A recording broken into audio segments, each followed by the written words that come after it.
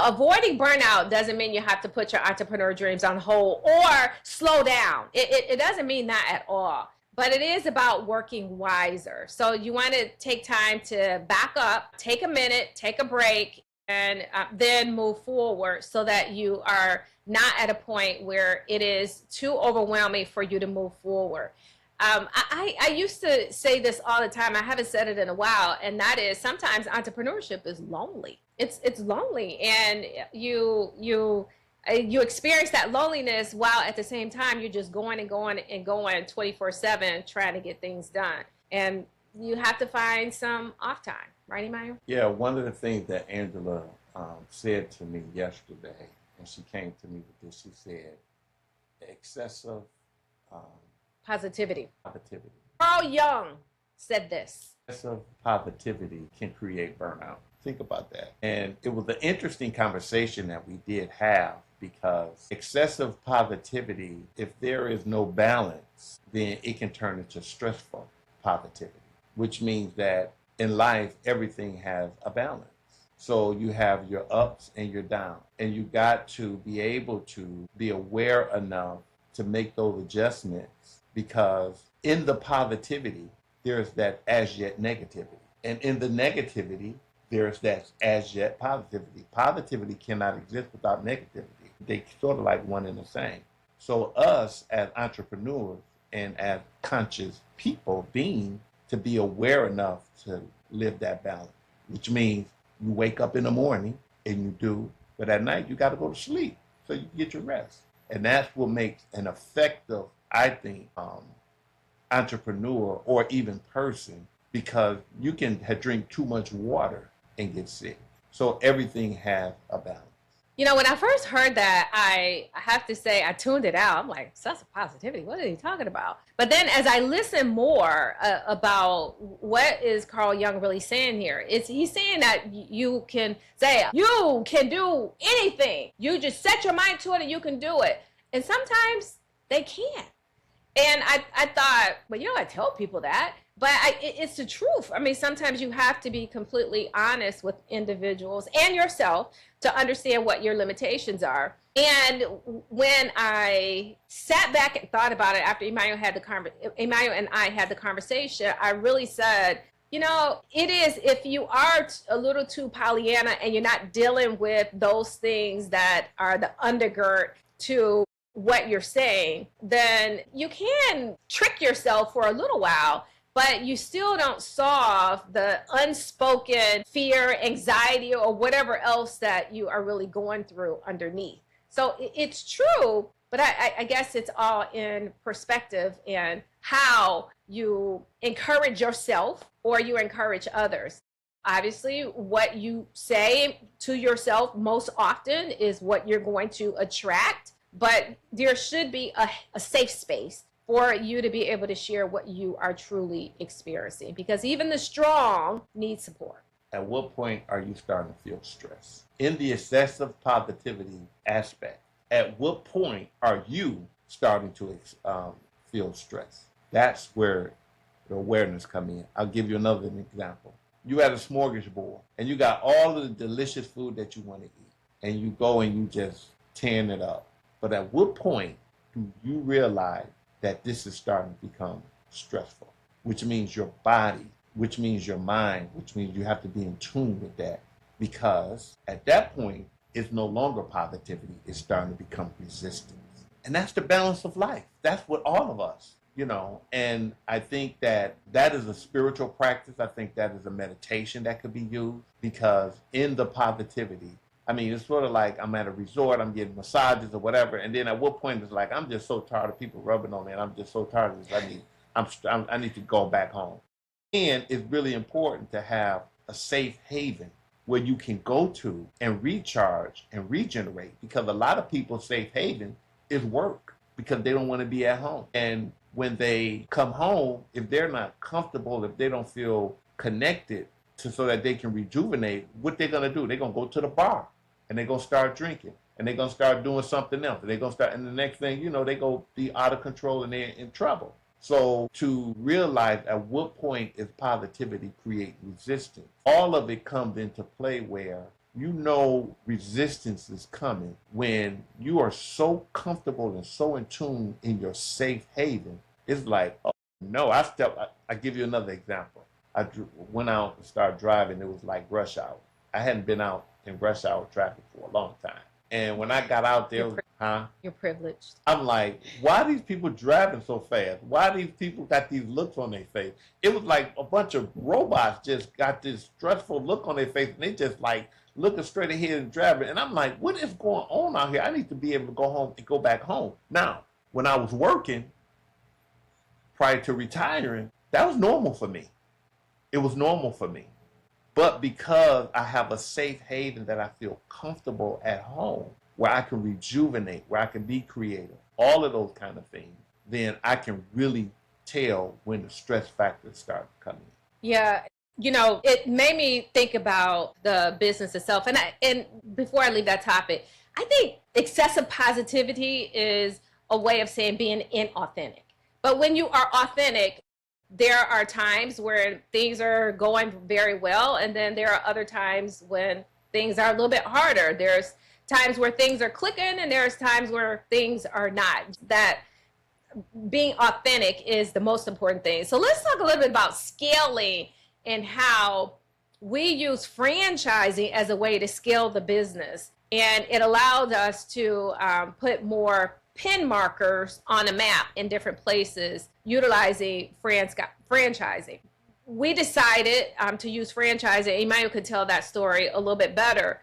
When we were asked by a client to expand to all of their locations across the U.S. You want to explain it? Yes. Once we developed our concept in terms of utilizing STEAM and perfected it to a certain point, my brother in Indianapolis met this group of guys that was looking for a high-end concierge service where they can provide cleaning for their clients. And this was the Dennison Group.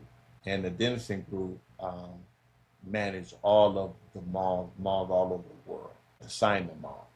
So their headquarters is in Indianapolis. So my brother gave me a call and said, I told these guys about your STEAM operation. They've never seen it before, and they are looking for somebody to provide services to their clients in their garages and their high-end malls. And so you need to come down to do a demo. So they was like really interested in the STEAM concept. I said, you ain't said nothing but a word. So I got a couple of my guys. We put on our white shirts and our bow ties. We put our steamers in the car.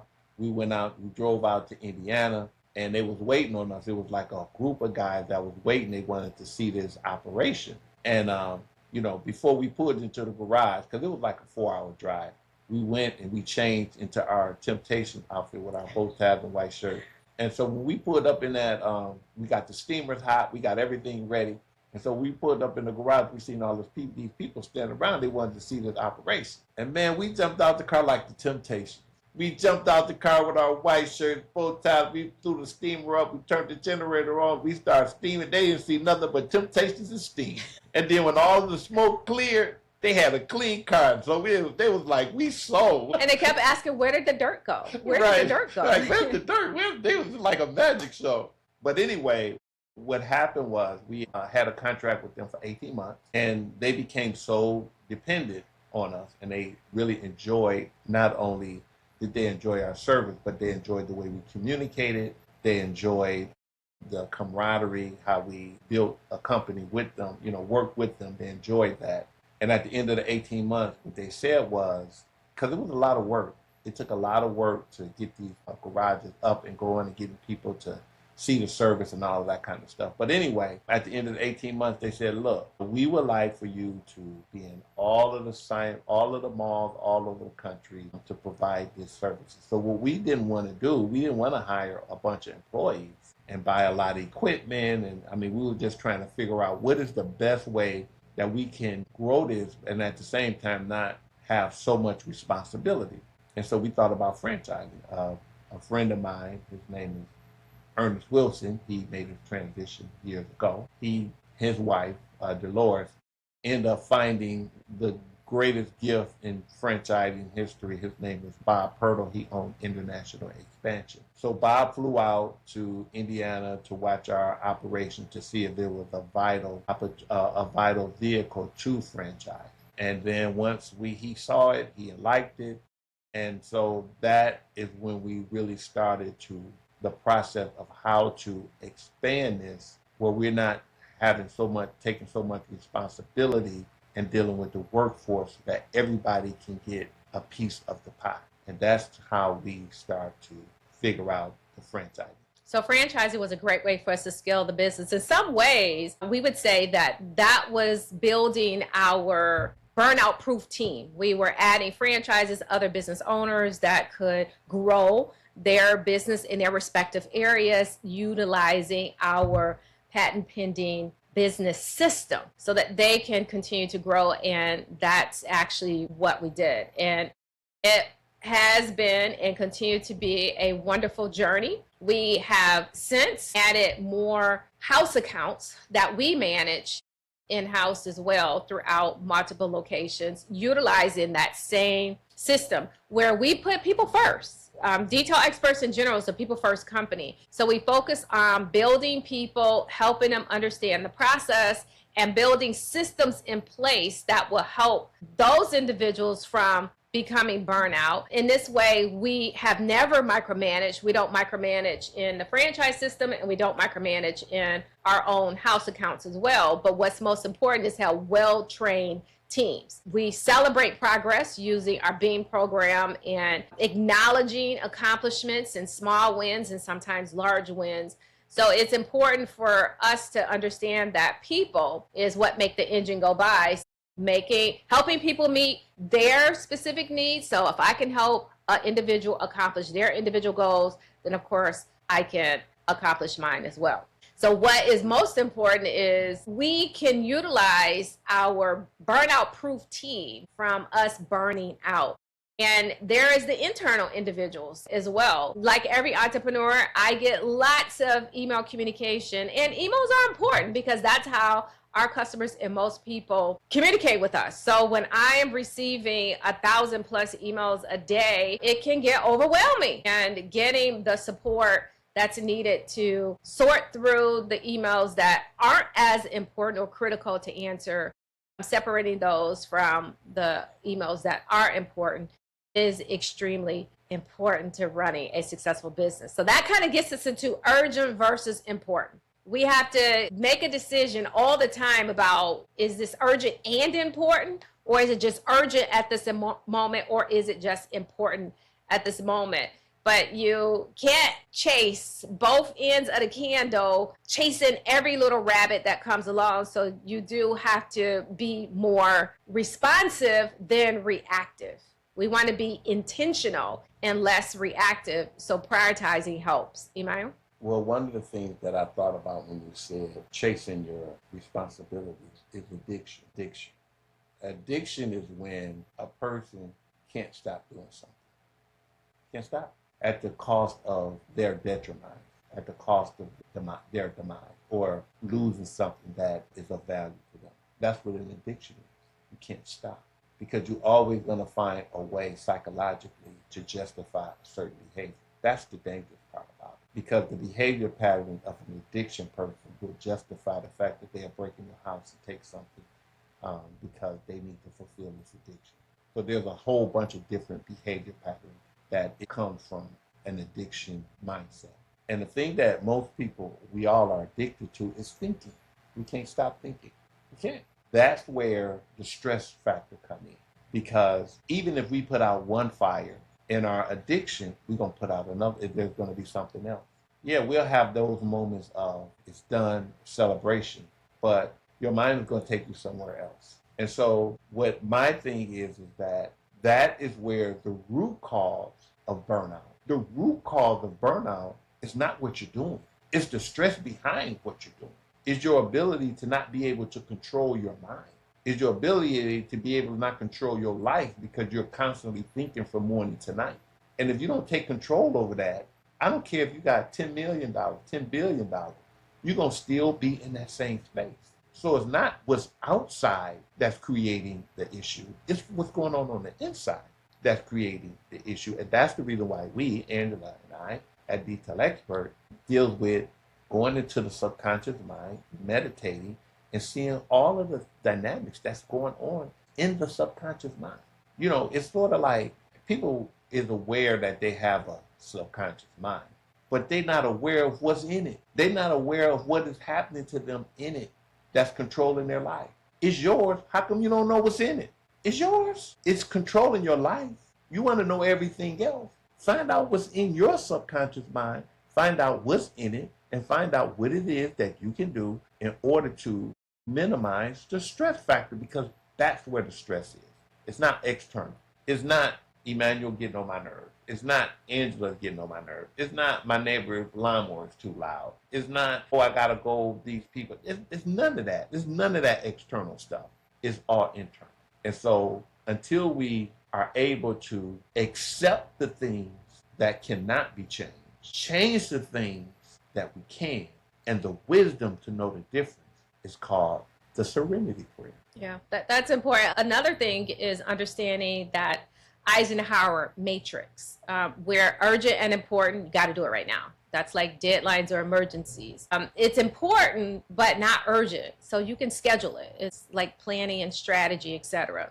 Or it's urgent, but not important. That is something that you can delegate. Those are the things that really you should be delegating to other individuals to handle to lighten your burden. Not urgent and not important. Those are the things you need to eliminate. Unnecessary meetings. Stop having them. I remember there was a period in time for us at Detail Experts. We had a meeting, a stand-up every day at the same time. Every single day at the same time. And we decided, all right, the cost for us having this meeting is greater than the benefit that we're receiving from having a meeting. So we cut it out. We stopped having it. And we have been having that meeting at the same time for years. And there was some value for it when we first started it. But as things started to change, we had to stop having those meetings. That's when it's not urgent, not important, and you absolutely need to eliminate it. Yeah, and we have to learn how to forgive ourselves. You know, really, we really have to learn how to not be so hard on ourselves. You know, because life is about making mistakes. Life is about falling, getting back up, learning from your mistakes. Now, if you fall and keep making the same mistakes, then that's you just stuck there. That's on you. But we have to be able to have more compassion for ourselves, forgive ourselves, and realize that this is all about a journey of becoming. You know, it's really a bigger design than you. You are just a puppet that is in this playing a role in a game of life. But life is forcing you to become what you are intended to be. It's like nature. You know, when animals have babies, and they go through the whole process, it's a natural process. And it's life, it's nature.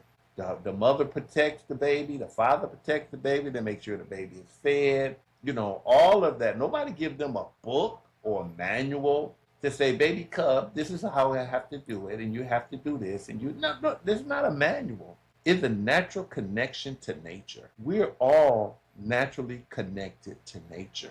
But the thing that short circuit that is fear. The things that short circuit that is our ego attachment. So what I'm saying is that relax. We went golfing, and it was interesting because we had a real wise teacher. He was an older guy, and he philosophized. He was right down my alley. And one of the things that he said it was really interesting. If you want to learn how to hit a golf ball, don't try to hit it. And you're going to hit it as far as you want to hit it. Now think about that. If you want to learn how to hit a golf ball, once he's told you how to line everything up and showed you what to do, because there is a process. He said, so don't try to hit it, just swing. Just swing like I told you to swing. Relax. Don't try to hit it like you're trying to knock the ball out the park, because that's what I was trying to do, like a baseball at first.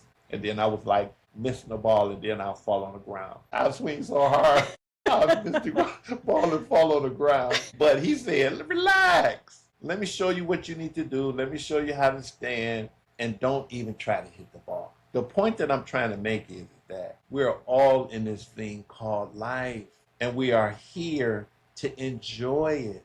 We are here to serve each other. We are here to manifest what we desire. That's what we're not here to try to survive. So relax and allow that to happen. But that's not an easy task, especially when we are so conditioned and attached to certain ways based on what our past has been. So that's when it comes to burnout, just being able to not be so hard on yourself and think you want to try to get all A's and I can't make a mistake. And that's when you start making mistakes because we're not in school no more. We grown people running the business. Yeah, burnout and stress, those are cousins. So just know that they are related. And you generally experience stress and burnout when you lose sight of your why. Why are you doing this? You lose sight. You want to be somewhere else than where you are right now. You lose sight of the present moment. You lose sight of your purpose. And that's where your power is. That's where, when people are doing something, and that's why, being in that space is really important because you got to, first of all, enjoy what you're doing. Even if you're not enjoying what you're doing, you have to be in non-resistance to what you're doing. Even if you got a flat tire and you got to go out, don't keep reliving those stories. Oh, I got a flat tire, I got to go out and do this, that. No, accept that, hey, the tire's flat, but I need to go out there and get it done. Now, I don't want to. I'm not saying that I'm enjoying it, but I'm just in acceptance, right? And in being in alignment with that, or if you're saying that my mind is judging this situation, oh, it should be this way, or it should be, or this person should act this way, or this person should. No, don't judge. In non-judgment, not to say that you don't communicate, but don't judge, and don't be so emotionally attached to a situation that you get out of control. You're not able to control it. And what you're really doing is sort of like the golf. You got to line your hands up with the golf club. You got to stand a certain way. You got to bend your legs a certain way. You got to tilt your shoulders a certain way. You're lining everything up. And then what he said, don't try to hit the ball. That's non-resistant. So when you are non-judgment, non-attachment, and a non-resistant, and you're dealing with a situation, doesn't mean that you don't do something about it. But when you're in that space, you aligning yourself up with the higher power in you. And let that do the work. Don't try to do just like the golf ball. If you align yourself up, don't try to hit it hard. Don't even try. Just allow it to be. And that is a meditation practice that Angela and I also utilize, but that is the most powerful place that you can operate from. And don't forget the episode that we did on joy. So check it out, because finding your joy, which is in your toolkit, along with meditation, so that you can, in fact, turn your passion into purpose.